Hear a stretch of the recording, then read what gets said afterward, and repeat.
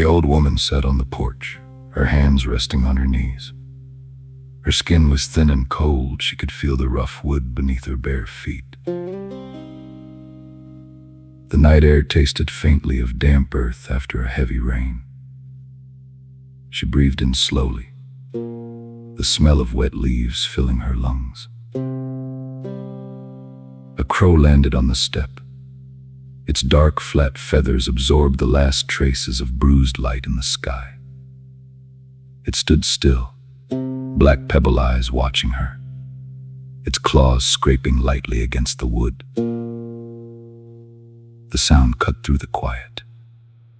"You've come for me," she said, her voice a dry whisper. The crow tilted its head.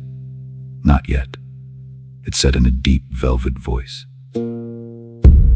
She blinked, her eyes tired. The breeze moved through her thin hair, cool against her scalp. "You've been watching." "I have," the crow said. "I've carried your dead." Her mouth went dry. She swallowed, tasting something metallic, sharp at the back of her throat. "Who?" "Your husband," the crow said, its voice low. "Your sister. The child you never held." The woman's hands clenched in her lap, her fingers pressing into her skin.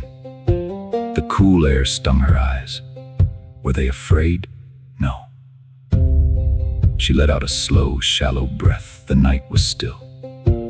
The faint sound of rustling grass came from the field, the restless earth blowing dust into the wind.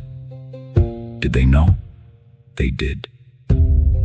She stared at the dark horizon, feeling the heaviness of her own breath deep in her chest. The ache in her knees crept up, the cold settled deeper into her bones. She hesitated. "And me?" she dared to ask. "When?" The crow's wings shifted slightly, with the sound of dry paper. "When the stars burn," it said, its voice softer now. "When they're too bright to ignore." She nodded, though she didn't feel the motion. Her throat tightened. She tasted salt on her lips.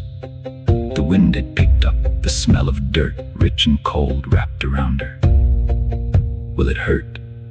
she asked, the words barely escaping her. The crow was silent for a moment, its eyes fixed on her. "No. It will be like falling into sleep, but you won't wake." Her breath caught, sharp in her chest. She looked down at her hands, pale in the darkness. She unclenched them. Her skin felt numb. She knew she was already fading.